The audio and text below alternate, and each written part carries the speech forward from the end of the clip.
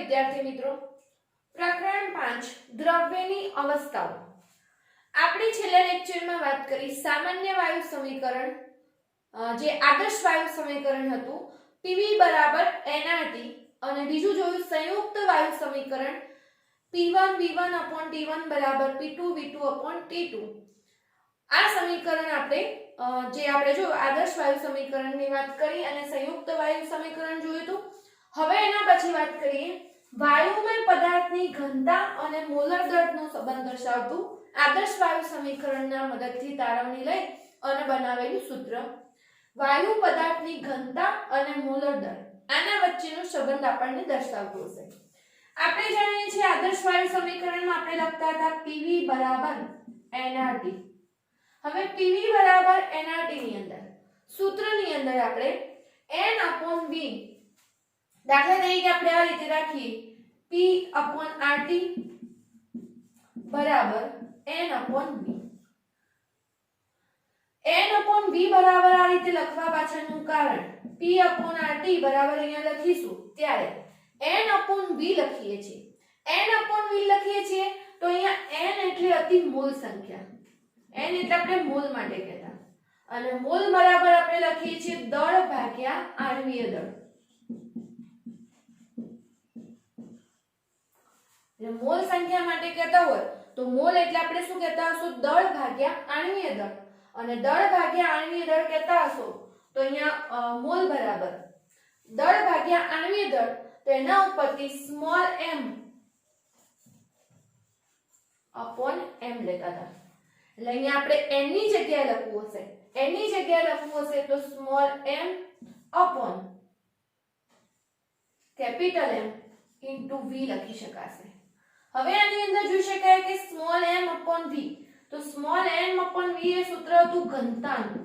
ઘનતા માટે આપણે કહેતા હતા દળ ભાગ્યા કદ, અને દળ ભાગ્યા કદમાં સ્મોલ m અપોન v આ રીતે આપણે લખતા હતા. તો અહીંયા સ્મોલ m અપોન v બરાબર લખવું હોય ત્યારે અહીંયા લખી શકાશે સ્મોલ d અપોન m. એટલે કે અહીંયા ઘનતા m અપોન v ની જગ્યાએ આપણે ડેન્સિટી d લખી દીધું, અને અહીંયા સૂત્ર કહીએ તો આપણને ઘનતા અને આણ્વીય દળ વચ્ચેનો સંબંધ દર્શાવતો હોય એ રીતનું સૂત્ર બનશે. આણ્વીય દળને જો સૂત્રમાં કરતા બનાવી કેપિટલ M ને તો dRT અપોન મળશે P. આ તમારે ઘનતા અને જે કહીએ મોલર દળ બંને વચ્ચેનો સંબંધ દર્શાવતું સૂત્ર હતું, જે d ડેન્સિટી ઘનતા હશે અને અહીંયા આણ્વીય દળ જે હશે આનો સંબંધ દર્શાવતું સૂત્ર, જેનો ઉપયોગ પણ આગળ આપણે એક્ઝામ્પલમાં ને એમાં કરી શકીએ છીએ. તો ખાસ આ સૂત્રને પણ એક્ઝામ્પલ માટે ધ્યાનમાં લેવું.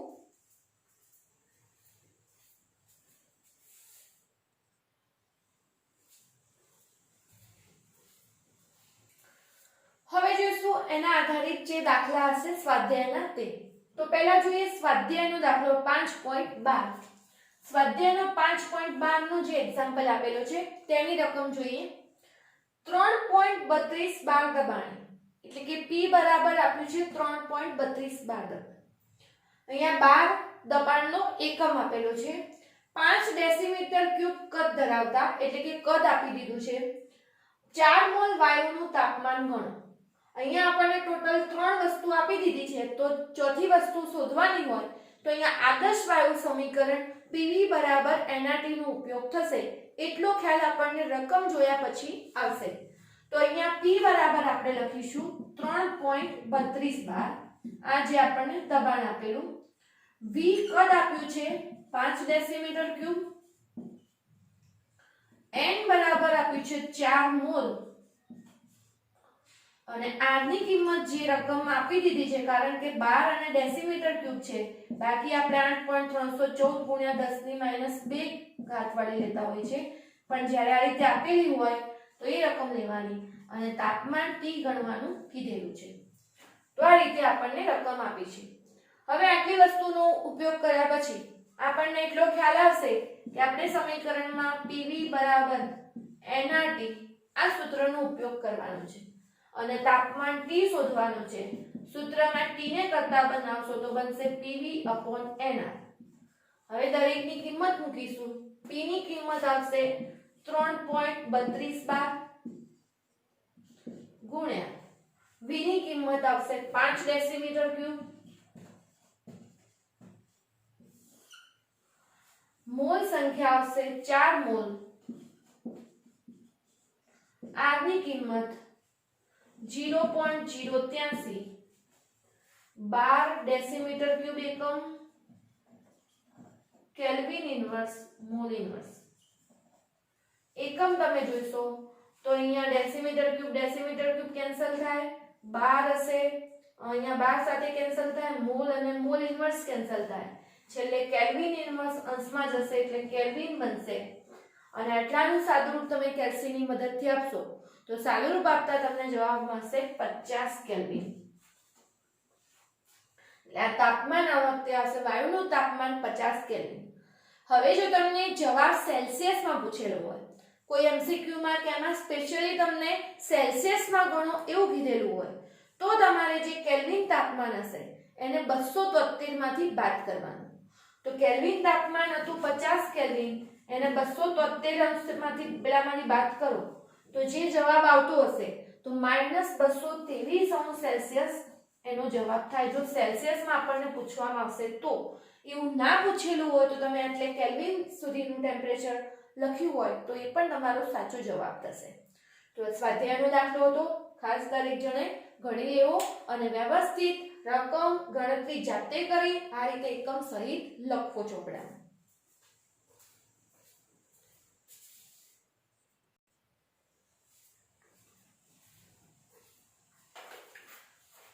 જોઈશું એના પછીનું સ્વાધ્યાયનો 5.10 એક્ઝામ્પલ. 34.05 ml ફોસ્ફરસની બાષ્પનું વજન આપ્યું છે. બાષ્પનું વજન મતલબ કે દળ સ્મોલ m આપ્યું છે 0.0625 ગ્રામ, 546 અંશ સેલ્સિયસ તાપમાને અને 1 બાર દબાણે થાય છે. આટલું બાષ્પનું વજન અને ફોસ્ફરસનું મોલર દળ કેટલું હશે તે શોધવાનું કીધેલું છે. હવે મોલર દળ શોધવા માટે આપણે સૂત્ર જાણીએ છીએ PV nRT અને PV nRT માં n ની કિંમત small m upon capital M કરીએ તો મોલર દળ મળે into RT. એટલે અહીંયા કેપિટલ M આપણે અહીંયા શોધવાનું છે તો small m RT upon PV આટલી વસ્તુની આપણે અહીંયા જરૂર પડશે. તો હવે જોઈએ રકમમાં કેટલી વસ્તુ આપી દીધી છે. ફોસ્ફરસની બાષ્પનું દળ જે કહીએ 0.0625 ગ્રામ આપેલું છે. ml કદ જે કહીએ 34.05 ml આપ્યું છે. એટલે આ જે કહીએ આપણને બાષ્પનું કદ જે કહીએ 34.05 ml આપ્યું છે ગુણ્યા હવે અહીંયા જે આપણે r ની કિંમત મૂકવાના છે લીટરમાં મૂકવાના છીએ તો આ જે v ml માં હતું એને જો લીટરમાં ફેરવવું હોય તો આપણે કેટલા વડે એને 10⁻³ વડે ગુણશું. એટલે આપણે અહીંયા લીટરમાં ફેરવવા માટે 10⁻³ વડે ગુણીએ તો 0.03405 આટલા લીટર થશે. ml ને લીટરમાં કન્વર્ટ કર્યા. તાપમાન T આપ્યું હતું 546 અંશ સેલ્સિયસ, 273 અંદર ઉમેરીએ તો 546 વત્તા 273 819 કેલ્વિન થશે તાપમાન. અને દબાણ આપ્યું હતું P બરાબર અહીંયા 1 બાર. હવે અહીંયા ખાસ ધ્યાનમાં રાખજો પુસ્તકમાં અહીંયા 0.1 આપેલું છે તે સુધારીને આપણે 1 બાર કરવાનો છે કારણ કે 0.1 બારે જે જવાબ આવશે એ ખરેખર વાસ્તવિક નથી. એટલે અહીંયા 1 બાર દબાણ લેવું એટલું અહીંયા ખાસ ધ્યાનમાં રાખવું.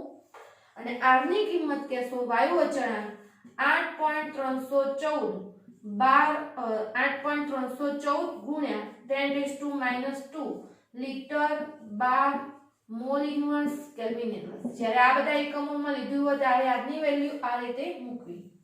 હવે જે m ની કિંમત છે 0.0625 ગ્રામ ગુણ્યા r ની કિંમત 8.314 ગુણ્યા 10⁻².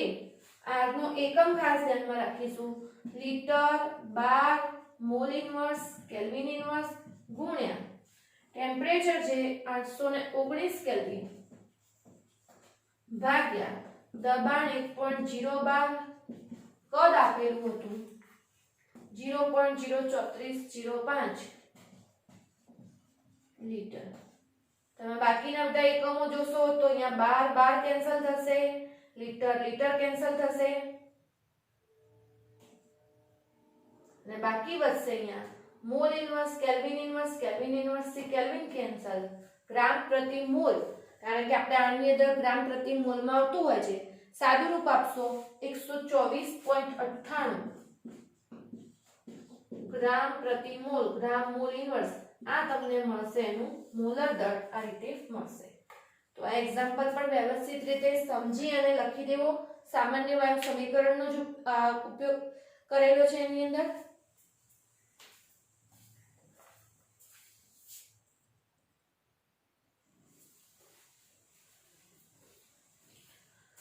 તેના પછી વાત કરીશું સ્વાધ્યાયનો 5.17 એક્ઝામ્પલ. 31.1 સેલ્સિયસ તાપમાન અને 1 બાર દબાણ. તાપમાન આપી દીધું છે, દબાણ આપી દીધું છે. 8.8 ગ્રામ CO2 વડે રોકાય. કદ ગણો. અહીંયા હવે V પૂછેલું છે.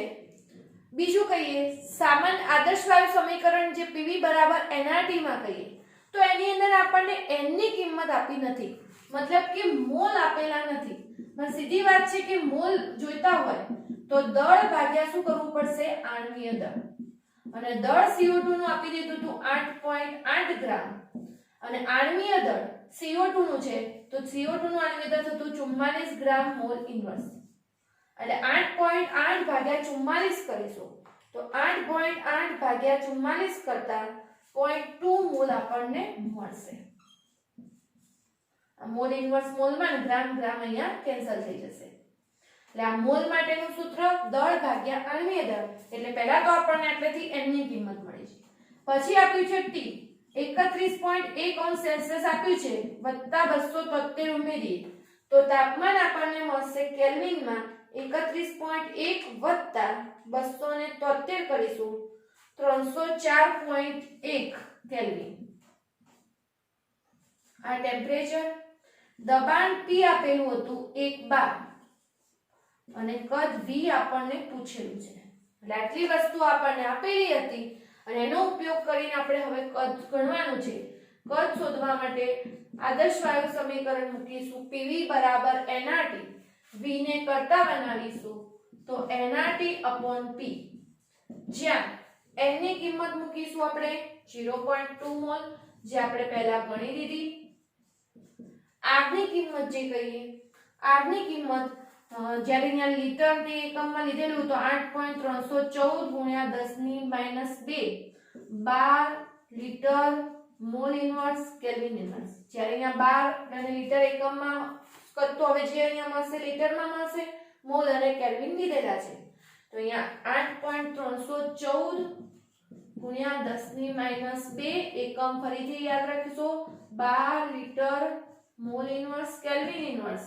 અને જે P દબાણ આપેલું હતું, દબાણ અહીંયા આપેલું છે આપણને 1 બાર. તો જો આની અંદર તમે 12 થી 12 કેન્સલ થશે, પછી લીટરમાં તો જવાબ આવશે મોલ અને મોલ ઇન્વર્સ કેન્સલ. તો હવે આની અંદર આપણે જોઈએ તો સાદું રૂપ આપીશું આની અંદર. તો એક મિનિટ, ટેમ્પરેચર લખવાનું રહી ગયું છે. ટેમ્પરેચર આવશે 304.1 કેલ્વિન. 304.1 કેલ્વિન એટલે કેલ્વિન થી કેલ્વિન ઇન્વર્સ કેન્સલ. અને હવે આખો સાદા આનો ગુણાકાર આપીશું 5.048 લીટર. સાદું રૂપ આપતા અહીંયા પદ આપણને V મળશે. તમારે સાદું રૂપ આપી અને આ રીતે ખાસ એની અંદર ગણતરી કરી લેવી. અને ચોપડામાં ફરીથી આ દાખલો પણ તમારે લખી દેવો. તો આજે આપણે વાત કરી ઘનતા અને મોલર દળનો સંબંધ દર્શાવતું સૂત્ર, સ્વાધ્યાયના દાખલા જોયા. તો તમારે આ દાખલા તમારી જ રીતે રકમ લખી અને પછી મોઢે ગણવાનો પ્રયત્ન કરવાનો. આપણે આજે એક જ રીતના દરેક દાખલા જોયા છે. PV બરાબર nRT સૂત્ર કઈ રીતે એપ્લાય કરવાનું, તો આ રીતના દાખલાની વારેવાર પ્રેક્ટિસ કરી તમે દાખલા તમને કમ્પ્લીટ આવડી જાય એ રીતની તમારે તૈયારી કરવી. અને બીજું કે આપણે પુસ્તકના જ એક્ઝામ્પલ લીધેલા છે તો એ તમને એક્ઝામમાં પણ પૂછી શકાય એ પ્રકારે. તો વ્યવસ્થિત રીતે તૈયાર કરવા અને મોઢે લખી અને ગણતરીઓ કરી અને પછી જવાબો સાથે સરખાવવું.